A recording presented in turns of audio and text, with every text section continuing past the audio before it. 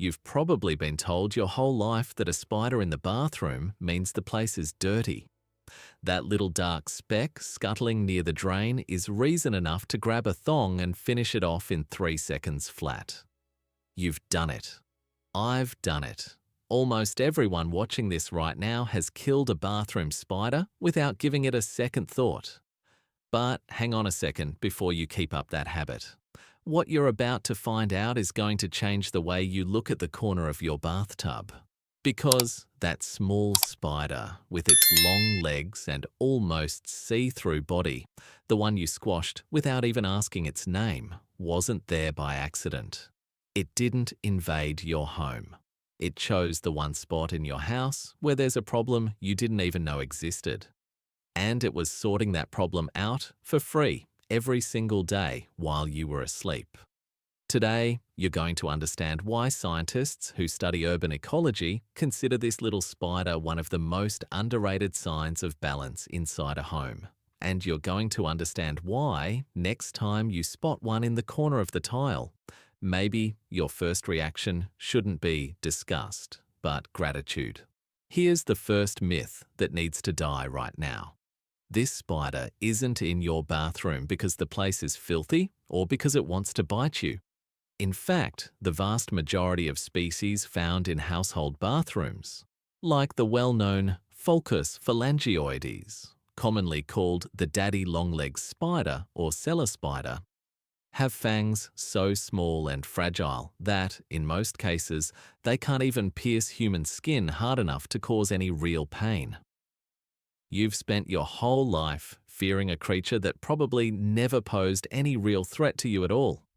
But the real plot twist isn't about how harmless it is. It's about why it chose that exact room in the first place. Bathrooms are, without exception, the dampest rooms in any house. And wherever there's constant moisture, there's a whole invisible world of tiny insects you never notice. Drainflies, silverfish, small beetles, larvae, even relatives of termites that take advantage of the damp built up in grout and pipes. These insects get in through the plumbing, through gaps in the tiles, through the drains. And that's exactly where, in that microscopic ecosystem forming right under your nose, the spider sets up its web. It's not infesting your home. It's policing an entry point you never even knew existed. Urban entomology studies show that environments with small, stable populations of generalist predator spiders tend to have noticeably fewer moisture-associated pest populations. In other words, where you see a threat, biologists see a sign of natural pest control quietly doing its job inside your own home. No cost, no chemicals, no spray. The spider in your bathroom isn't the intruder, it's the sentry. To really grasp what's going on there, in that dark corner between the wall and the toilet, you need to understand how this creature actually operates. Unlike the image we have of spiders as aggressive hunters chasing down their prey, the Pholcus and its bathroom-dwelling relatives are masters of extreme patience. They build messy, almost haphazard-looking webs that actually function as a tactile alarm system. Every strand is a sensor.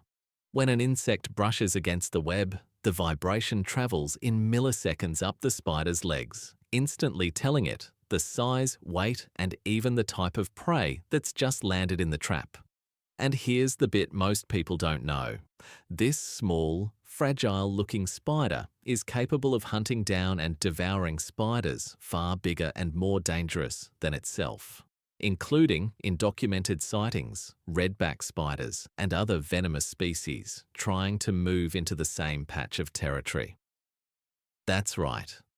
The creature you squash under your foot is, in many cases, one of the few natural defenses against genuinely dangerous spiders trying to set up shop in the same space. It pulls this off with an almost cinematic technique. When it senses the vibration of a bigger spider approaching, it doesn't attack head-on. Instead, it starts flicking out extremely fine silk threads onto the rival's legs from a distance, with calculated, deliberate movements, like an archer firing invisible arrows. Bit by bit, the larger prey gets bound up, thread by thread, until it completely loses the ability to move. Only then does the small spider move in to finish the job. Picture that, a creature the size of your fingernail taking on and neutralizing a predator many times its size, using strategy, patience, and geometry instead of brute force. That's not a biological coincidence. That's evolutionary engineering, fine-tuned over millions of years. That's why researchers who study these spiders' behavior often describe them as a kind of accidental bodyguard or a security system that installed itself. No one asked for it, no maintenance required, no instruction manual. It's not waiting around for a reward, it just gets on with the job. Meanwhile, throughout the rest of the house, it keeps acting as part of a genuine invisible cleanup crew, quietly knocking off mosquitoes, small moths and larvae that would otherwise multiply out of control given free rein. Now, think about the flip side. Think about what happens when you take that predator out of the equation. When a bathroom is completely free of spiders, the balance that existed there doesn't just vanish. It simply loses its natural regulator. Drainfly populations, drawn in by organic buildup in the pipes, tend to grow completely unchecked. Small insects that would have been caught in the web now breed freely, and within a few weeks, you might notice a fair few more bugs flying around the bathroom light at night. Worse still, without that natural predator around, the path is left clear for genuinely dangerous species to move in without any competition. More aggressive, venomous spiders, which would normally steer clear of territory already held by another predator. Find an empty space with no rival and no threat. The perfect spot to settle in. It's a bit like sacking the security guard at a building and then wondering why dodgy characters start hanging around the corridors. Pest control professionals often report that homes which kill every single spider they come across, no exceptions, tend to end up with paradoxically worse infestation problems down the track, precisely because they wipe out natural pest control before it even gets the chance to work.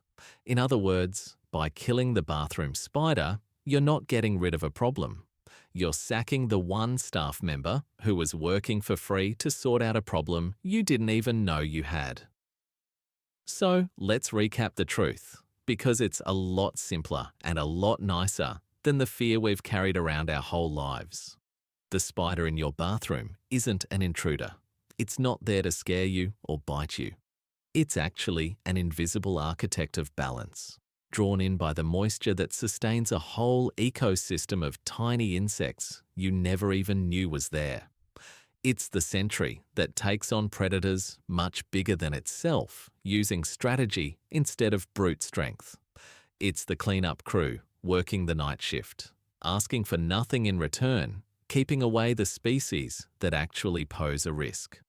Next time you walk into the bathroom in the middle of the night and spot that thin, long shadow in the corner of the tile, maybe your first move doesn't need to be reaching for the thong. Maybe it's worth just watching for a second and remembering that the thing you've always treated as a threat might actually be the reason you've never had a much bigger problem. Nature has a funny way of putting its best protectors in exactly the spots we least think to look. If this mystery's got you seeing your own home in a different light, smash that like button. It genuinely helps the channel keep bringing you these hidden truths of nature.